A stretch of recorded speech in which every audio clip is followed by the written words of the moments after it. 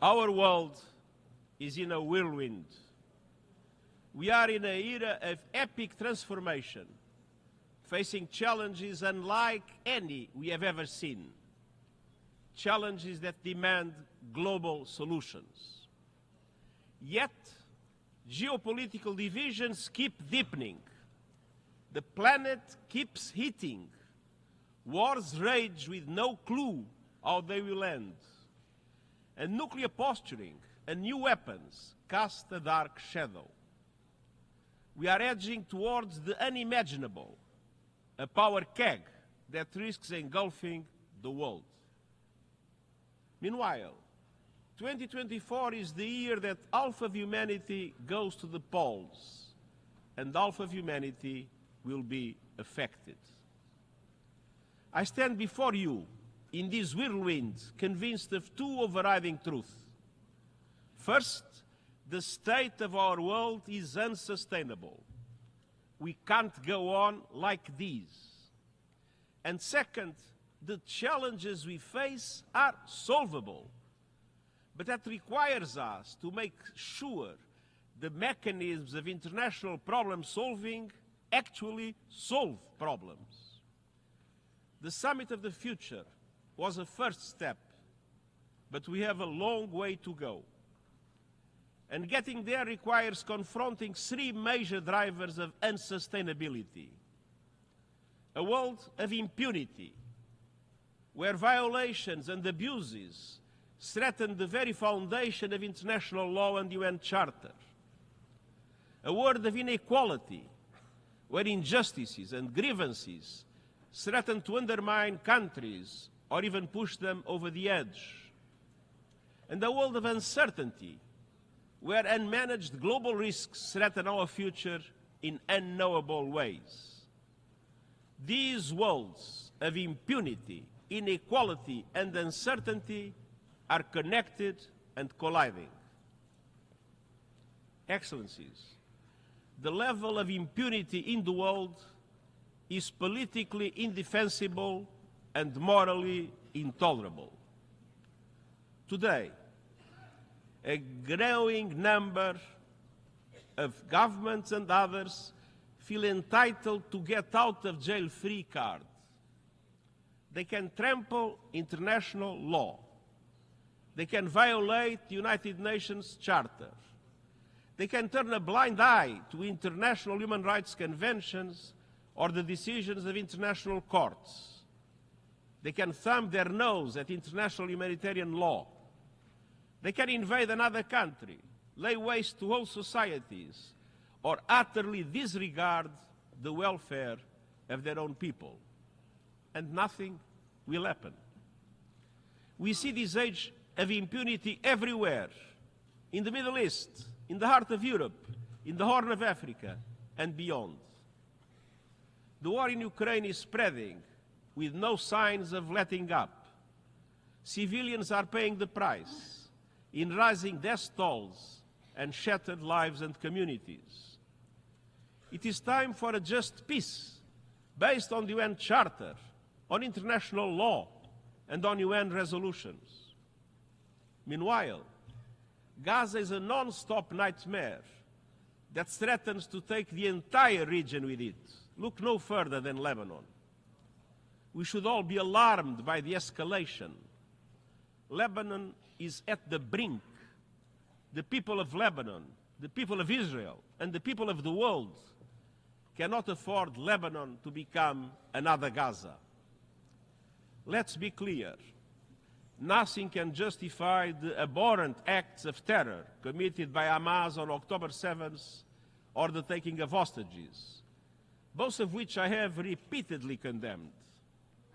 And nothing can justify the collective punishment of the Palestinian people. The speed and scale of the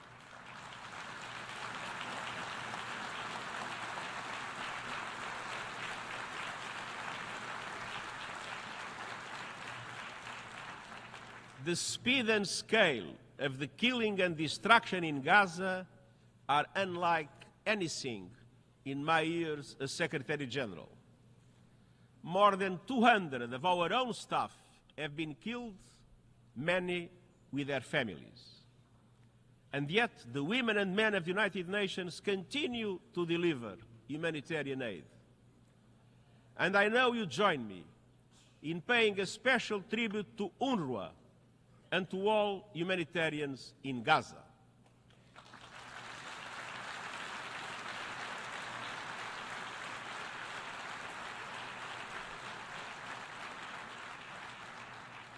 The international community must mobilize for an immediate ceasefire, the immediate and unconditional release of hostages, and the beginning of an irreversible process towards a two-state solution. For those who go on undermining that goal with more settlements, more land grabs, more incitement, I ask, what is the alternative? How could the world accept a one state in which a large number of Palestinians would be included without any freedom, any rights, or dignity? In Sudan, a brutal power struggle has unleashed horrific violence, including widespread rape and sexual assaults. A humanitarian catastrophe is unfolding as famine spreads. Yet outside powers continue to interfere with no unified approach to finding peace. In the Sahel, the dramatic and rapid expansion of the terrorist threat requires a joint approach rooted in solidarity. But regional and international cooperation have broken down. From Myanmar to the Democratic Republic of the Congo, to Haiti, to Yemen and beyond, we continue to see appalling levels of violence and human suffering in the face of a chronic failure to find solutions. Meanwhile, our peacekeeping missions are too often operating in areas where simply there is no peace to keep. Instability in many places around the world is a byproduct of instability in power relations and geopolitical divides. For all its perils, the Cold War had rules. There were hotlines, red lines, and guardrails. It can feel as though we don't have that today, and nor do we have a unipolar world. We are moving to a multipolar world, but we are not yet there yet. We are in a purgatory of polarity. And in this purgatory, more and more countries are filling the spaces of geopolitical divides, doing whatever they want with no accountability. That is why it is more important than ever to reaffirm the Charter, to respect international law, to support and implement decisions of international courts, and to reinforce human rights in the world, anywhere and everywhere.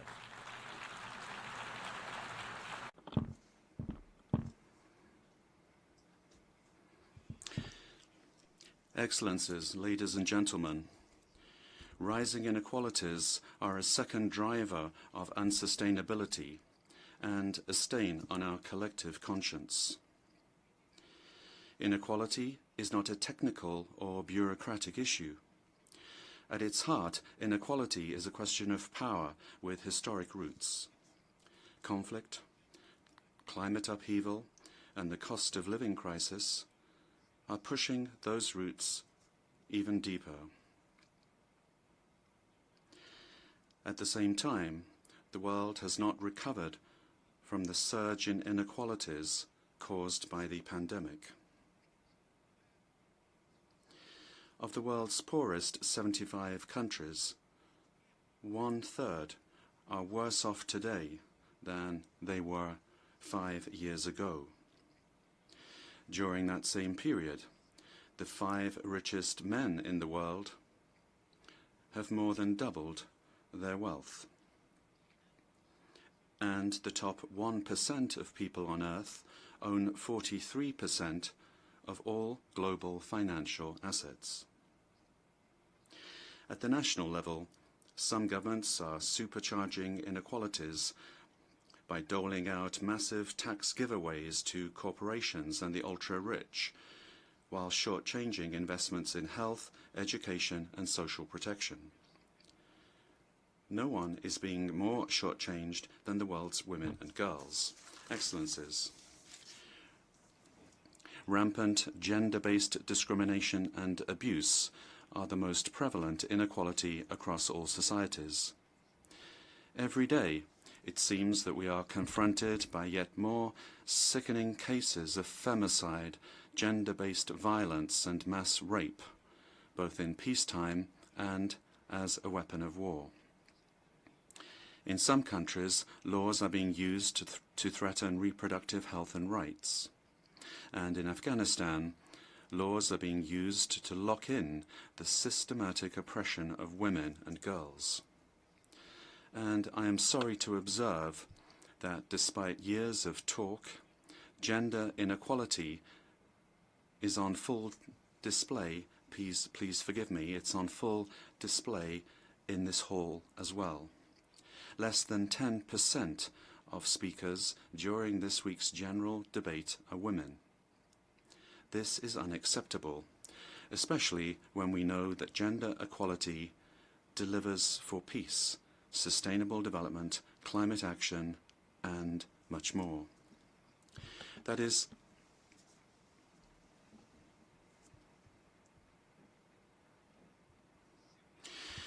precisely why we took targeted measures to achieve gender parity among the United Nations senior leadership. This is a goal that we have already achieved. It's doable. I call on male-dominated political and economic establishments around the world to do it as well. Excellencies, global inequalities are reflected and reinforced even in our own global institutions. The United Nations Security Council was designed by the victors of the Second World War. At the time, most of the African continent was still under colonial domination. To this day, Africa has no permanent seat on the world's preeminent Council of Peace. This must change.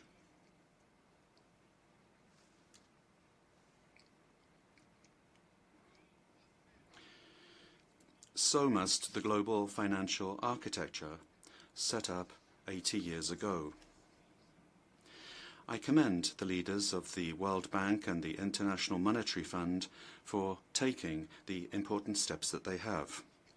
But, as the Pact for the Future emphasizes, tackling inequalities requires accelerating reform of the international financial architecture. Over the past 8 decades, the global economy has grown and transformed. The Bretton Woods institutions have not kept pace. They can no longer provide a global safety net or offer developing countries the level of support that they need. In the world's poorest countries, the debt interest payments now cost more on average than investments in education, health, and infrastructure combined. And around the world, more than 80% of Sustainable Development Goal targets are off track. Excellencies, getting back on track requires a surge of financing for the 2030 Agenda and the Paris Agreement. That means that G20 countries need to lead on an SDG stimulus of $500 billion a year. It means reforms to substantially increase the lending capacity of multilateral development banks and to enable them to massively scale up affordable long-term climate and development finance. It means expanding contingency financing through recycling of special drawing rights. And it means promoting long-term debt restructuring. Excellencies, I have no illusions about the obstacles to reform of the multilateral system. Those with political and economic power, or those who believe they have that power, are always reluctant to change. But the status quo is already draining their power. Without reform, fragmentation is inevitable, and global institutions will become less legitimate, less credible, and less effective. Excellencies, the third driver of our unsustainable world is uncertainty. The ground is shifting under our feet. Anxiety levels are off the charts, and young people in particular are counting on us and seeking solutions. Uncertainty is compounded by two existential threats: the climate crisis and the rapid advance of technology, in particular artificial intelligence. Excellencies, we are in a climate meltdown. Extreme temperatures, raging fires, droughts, and epic floods are not natural disasters. They are human disasters, increasingly fueled by fossil fuels. No country is spared.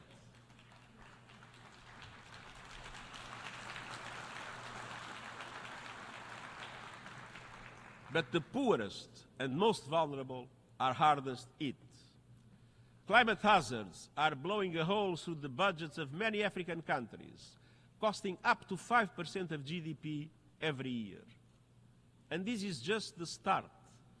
We are on course to careen past the global limit of a 1.5-degree temperature rise. But as the problem gets worse, solutions are getting better. Renewable prices are plummeting, rollout is accelerating, and lives are being transformed by affordable, accessible, clean energy.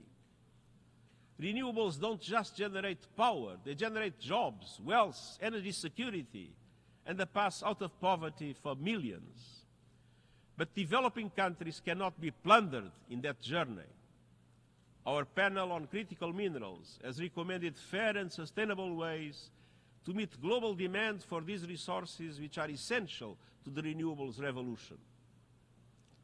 Excellencies, a future without fossil fuel is certain. A fair and fast transition is not. That is in your hands. By next year, every country must produce an ambitious new national climate action plan or national determined contributions. And this must bring national energy strategies, sustainable development priorities, and climate ambitions together. They must align with 1.5-degree limit, cover the whole economy, and contribute to every one of the COP28 energy transition targets. An International Energy Agency report released today breaks this down. By 2035, on average, advanced economies must slash energy emissions 80% and the emerging markets 65%.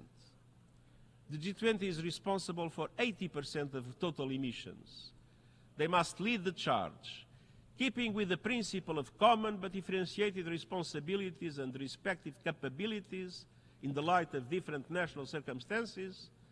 But these must be done with a joint effort, pooling resources, scientific capacities, and proven and affordable technologies for all to be able to reach those targets. I'm honored to be working closely with President Lula of Brazil, who is both G20 chair and COP30 host, to secure maximum ambition, acceleration, and cooperation. We just met for that purpose. Finance is essential. COP29 is around the corner. It must deliver a significant new finance goal. And we also need a loss and damage fund that meets the scale of the challenge and developed countries meeting their adaptation finance promises. And we must finally flip the script on a crazy situation.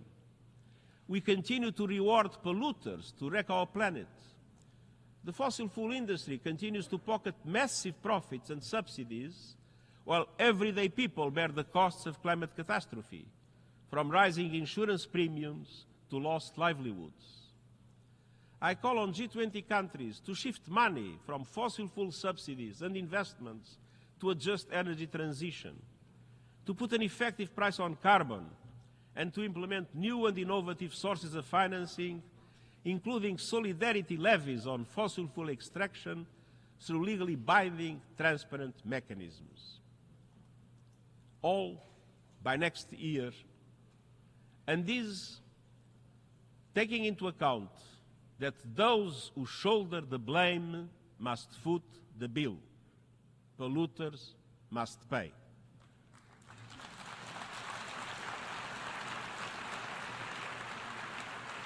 Excellencies, the rapid rise of new technologies poses another unpredictable existential risk. Artificial intelligence will change virtually everything we know, from work, education and communication to culture and politics. We know AI is rapidly advancing, but where is it taking us? To more freedom or more conflict? To a more sustainable world or greater inequality? To being better informed or easier to manipulate? A handful of companies and even individuals have already amassed enormous power over the development of AI with little accountability or oversight for the moment. Without a global approach to its management, artificial intelligence could lead to artificial divisions across the board. A great fracture with two internets, two markets, two economies, with every country forced to pick a side and enormous consequences for all. The United Nations is the universal platform for dialogue and consensus. It is uniquely placed to promote cooperation on AI based on the values of the Charter and international law. The global debate happens here, or it does not happen. And I welcome important first steps. 2 resolutions in the General Assembly, the Global Digital Compact, and the recommendations of the high-level body on AI can lay the foundations for inclusive governance of AI. Let's move forward together to make AI a force for good. Excellencies, nothing lasts forever, but a feature of human life is that it appears otherwise. The current order always feels fixed until it is not.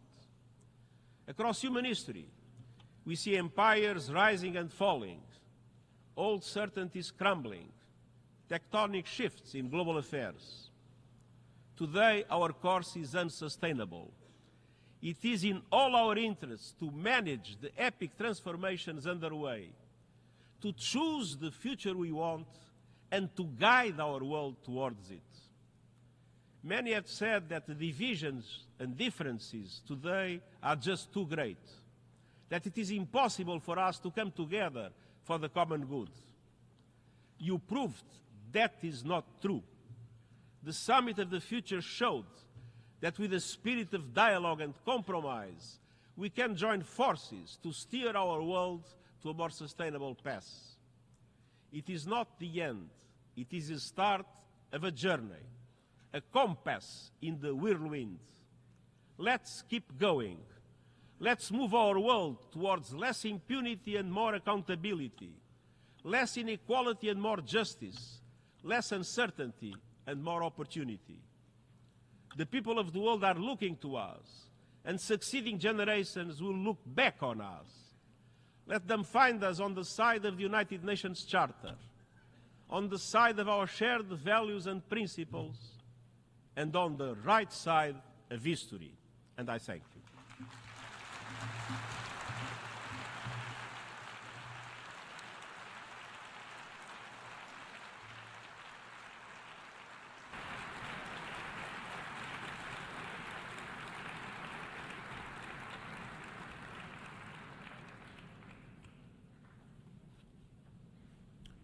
I thank the Secretary-General.